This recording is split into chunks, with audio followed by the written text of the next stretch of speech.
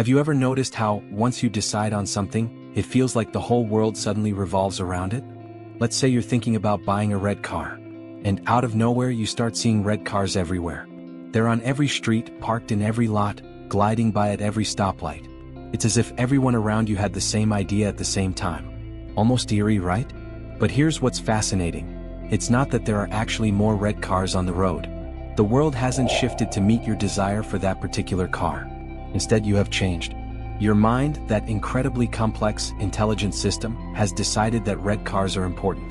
And because of that, it started drawing your attention toward every single one of them. I find this phenomenon mesmerizing because it's a perfect example of how much our minds truly shape our reality. And it's not just about cars. Imagine if you could focus on success, kindness, or even just positivity in the same way. Imagine what would happen if your mind started seeking those things out for you, day after day. That's the power of this little concept we're diving into today, the red car theory. The more I think about it, the more I see how this simple shift in focus could change nearly everything. And the best part? It's already happening in the background of our minds, every single day. Before we go deeper into this intriguing topic, if you're finding yourself hooked on these kinds of insights, if you're curious about the unseen mechanisms of your mind and how they influence your reality, make sure to hit that subscribe button and leave a like. It helps this community grow, and more importantly, it means you'll be right here for every new idea we explore together. So, what is the red car theory really all about? It's more than just noticing cars or seeing things repeatedly. This phenomenon reveals how our minds filter the world around us, focusing on what it believes matters most. The red car theory is essentially a testament to the power of our attention. And there's a specific part of our brain responsible for this, a little-known system called the Reticular Activating System, or RAS. It's a bit like a personal assistant, filtering information and selecting what deserves your mental energy. What's astonishing to me is how little we acknowledge this part of ourselves. The RAS, day in and day out, helps you navigate the overwhelming ocean of information that's constantly coming at you. It keeps you from drowning in data and instead tunes you into the things you've shown it to be important. The catch: it's programmed by what you focus on. Think about that. If you wake up worried, suddenly, throughout your day, it seems like more stress and anxiety come your way. You start noticing more negative situations, the difficult things people say, the struggles you encounter. Your mind, your RAS, is zeroing in on that vibration, magnifying it, making it feel bigger than it was before. For me, this brings up a powerful realization. What we feed our minds is what our minds will keep bringing back to us. It's as if the world is holding up a mirror to our inner focus. So, just like that red car, any thought, any intention can become the red car of your day, week, or even your entire life. What will you choose to focus on? Now that we've set the stage with the red car theory, let's take a closer look at this fascinating mechanism in the mind, the Reticular Activating System, or RAS. Picture it as a highly selective gatekeeper. There's so much going on around us every second. Colors, sounds, conversations, subtle movements, and endless information. If we noticed every single detail, we'd be overwhelmed. So, the RAS steps in, filtering out what's unnecessary and focusing only on what we think matters most. It decides in split seconds what's worth your mental energy. I find this incredible because it means that, in many ways, we're co-creators of our perception of reality. The RAS responds to whatever we believe is important, and it actively shapes our experience to reflect that. Imagine just for a moment what this implies. Our reality is not just something we observe but something we participate in designing. Our thoughts aren't just fleeting, they're actually influencing what we see, hear, and focus on every day. What truly moves me about this is how much untapped potential lies within us. Our RAS is like a sculptor, carving out pieces of reality that align with our interests, passions, or concerns. Have you ever noticed how, when you're excited about something, maybe a new project, hobby, or relationship, you begin to see inspiration everywhere? Suddenly, articles, videos, and conversations pop up that seem directly tied to that passion. That's not coincidence. That's your RAS at work, guiding you like a spotlight toward the things that resonate with your goals and desires. So, the question becomes, what are you feeding your RAS? Because whatever it is, that's what it will keep showing you. This, to me, opens a new perspective on how deeply connected we are to our inner focus. We have the power every day to direct our attention toward what empowers us, uplifts us, or even challenges us to grow. It's a reminder that, through our thoughts and intentions, we're actively shaping the world we experience. Let's bring this concept back to the red car, that simple yet strangely powerful example. Imagine you've made up your mind about that red car. Maybe it's the model you've always wanted, or maybe it just caught your eye in a way nothing else has. Suddenly, it feels like the whole world has joined in on your fascination. Red cars are everywhere, parked on every street, passing by you on the highway, even in ads and shows you watch. It's like they've materialized out of nowhere, painting your surroundings with a vibrant reminder of what's on your mind. But here's the catch: there aren't actually more red cars on the road than before. What's really happening is that your RAS is recognizing that red cars matter to you now, and it's bringing them into focus. This is what psychologists call it frequency bias, and it's a remarkable insight into how our brains operate on autopilot to align our external world with our inner focus. The beauty of this example, though, is that it goes far beyond cars. Imagine how this frequency bias might apply to other areas of life, whether it's finding opportunities, seeing positivity, or even identifying challenges that need attention. When we set our focus on something, the RAS pulls it forward in our experience, almost like bringing pieces of a puzzle into sharper view. And this means we have far more influence over our daily experiences than we often realize. I find this revelation so empowering because it suggests that, with just a shift in focus, we can start noticing more of what we truly want in life. Want to feel more connected to others? Focus on meaningful connections, and soon you'll start seeing them everywhere. Perhaps in a friendly conversation with a stranger or a deepened bond with a loved one. The world, in a way, becomes a reflection of what we prioritize, and that little red car we keep noticing? It's only the beginning. Now, let's explore the underlying mechanisms that make the red car theory so impactful. Frequency bias and selective attention. These are more than just psychological terms, they're the forces quietly steering our daily lives. Frequency bias is the tendency to notice something more often once it has been brought to your attention. It's why, after hearing about a new song, you suddenly catch it playing in stores, on the radio, or in a friend's playlist. Your brain didn't create more instances of the song. It simply tuned into what was already there. Selective attention, on the other hand, is your brain's way of focusing on what it deems most relevant at any given moment.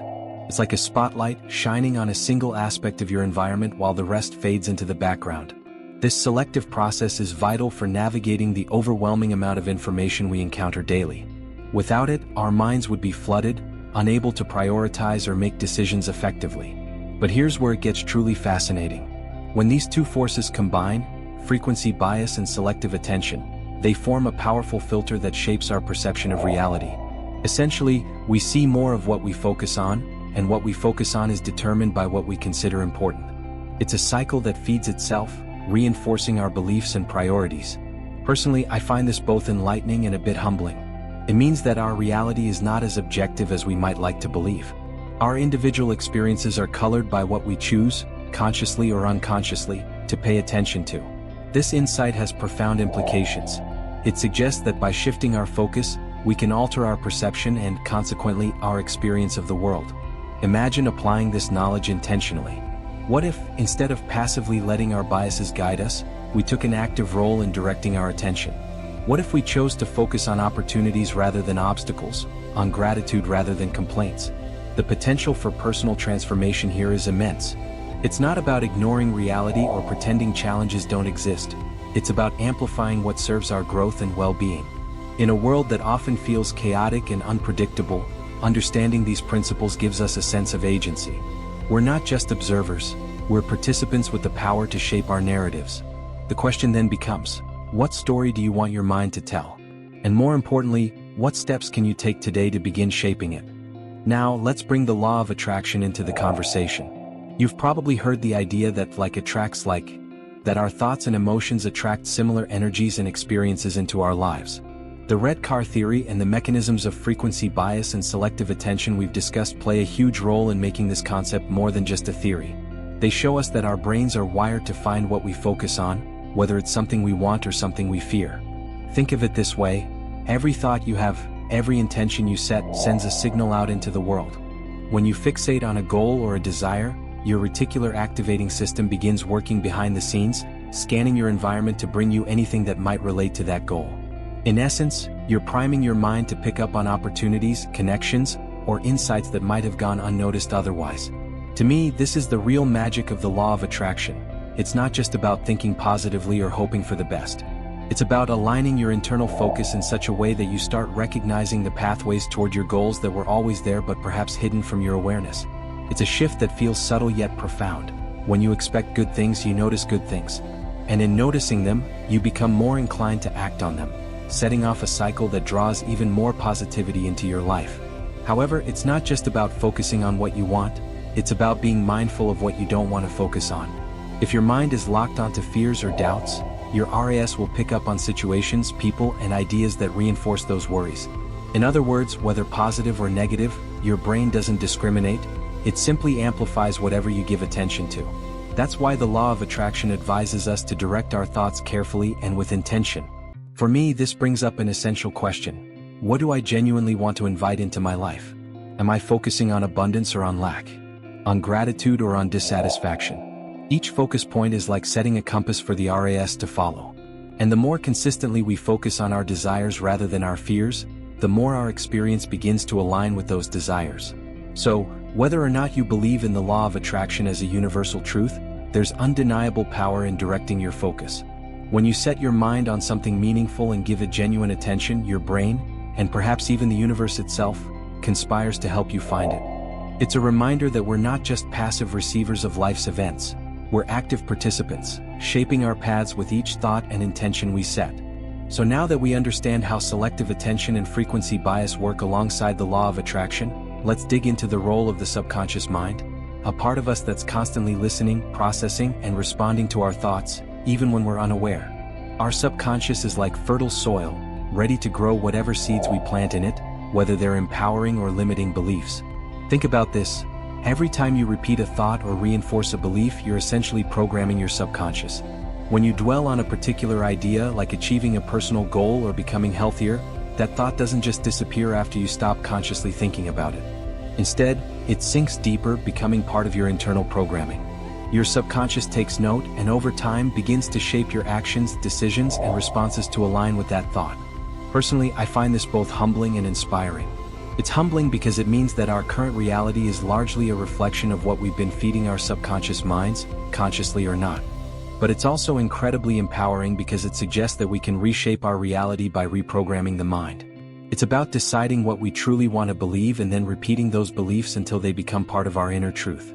This is why affirmations, visualizations, and intentional thought patterns are so widely recommended. They're not just positive thinking exercises, they're tools for reprogramming. When you visualize yourself achieving something, your subconscious begins to accept it as possible, even probable. The more you repeat it, the stronger that belief becomes, and the more your subconscious will guide you toward actions and decisions that make it a reality. I've experienced this shift myself. There's a subtle, almost magical feeling that starts to grow when you've been working with affirmations or visualizations for a while. You begin to see changes, not just in your own behavior but in the opportunities and people that seem to appear around you. And while some may chalk this up to coincidence, I can't help but think there's something much deeper happening.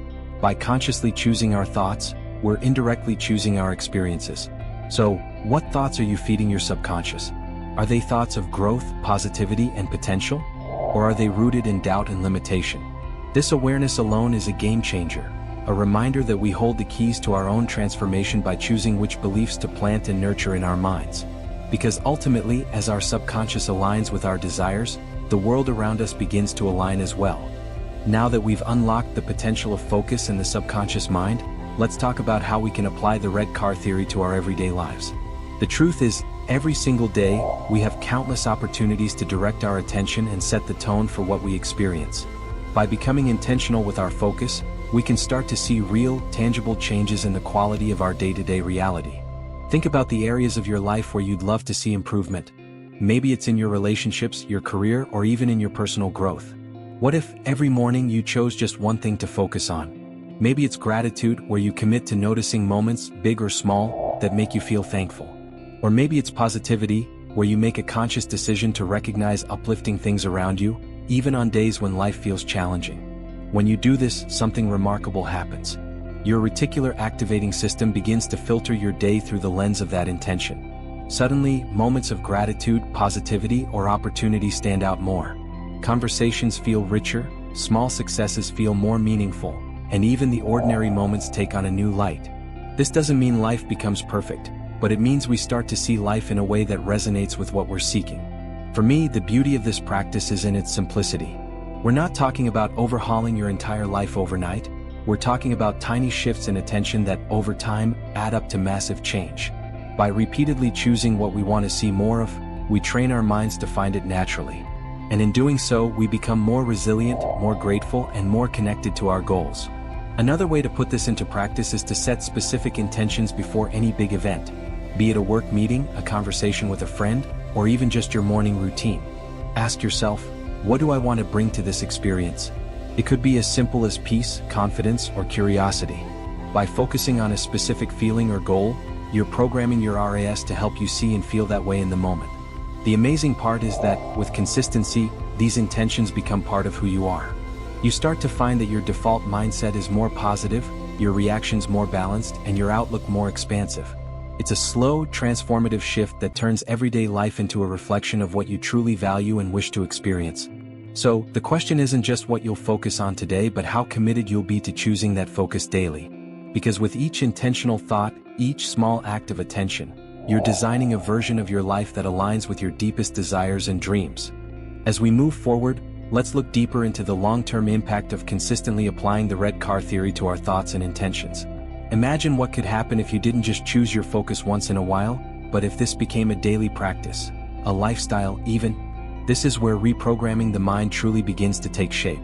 By making intentional focus a habit, we start to shift our core beliefs, attitudes, and ultimately, our reality. Think of your mind as a garden. Every thought, every intention is a seed. When you plant seeds of positivity, growth, and possibility consistently, they begin to take root. Over time, they grow into strong beliefs and mindsets that become second nature. It's not about an overnight transformation. It's about the gradual, steady work of planting and nurturing what you want to see in your life. I find this concept powerful because it means we're never stuck with the thoughts or beliefs we have now. Through small, repeated efforts, we have the ability to redesign our mental landscape. The key here is consistency.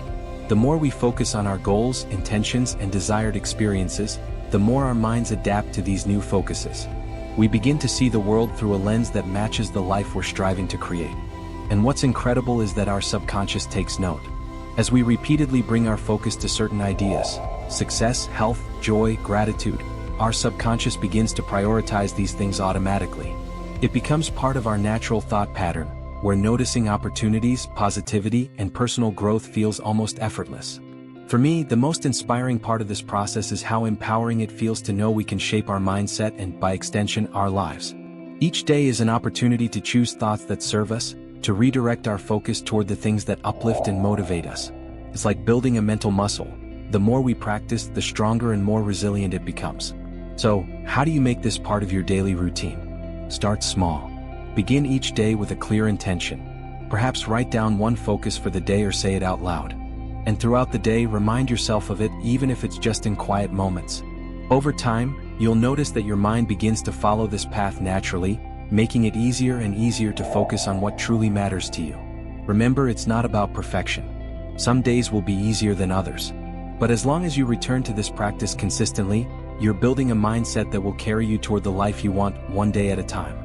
Before we dive into the last and perhaps most empowering part of this journey, if you've found value in these insights, don't forget to hit that like button and subscribe to stay connected. By doing so, you're joining a community that's focused on growth, transformation, and intentional living, and I can't wait to continue this journey with you. So, what's the final takeaway from the red car theory? It's this: we hold the power to consciously shape our lives by deciding what we focus on, and in doing so, we become active creators of our reality. Every thought, every intention, every choice of focus is like setting the coordinates for the experiences we want to attract. This means that each of us has a built-in tool, our focus, that can either guide us toward a life aligned with our values or keep us stuck in old patterns. When I think about this, it feels like a profound call to take responsibility for my own experience. If I want to feel more joy, I can consciously decide to look for it, to tune into moments that bring light and gratitude.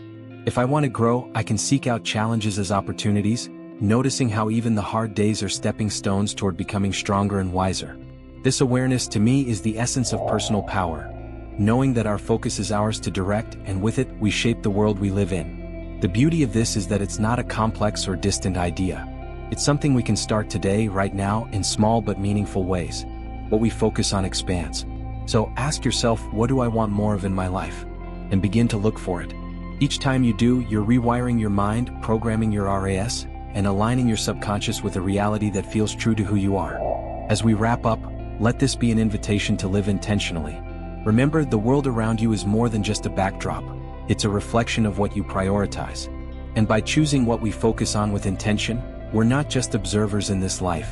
We're participants, creators, and active architects of our future. Thank you for being here, for taking this time to reflect and grow. I hope you walk away feeling inspired, empowered, and ready to put this wisdom into action. And remember, you're not alone in this journey.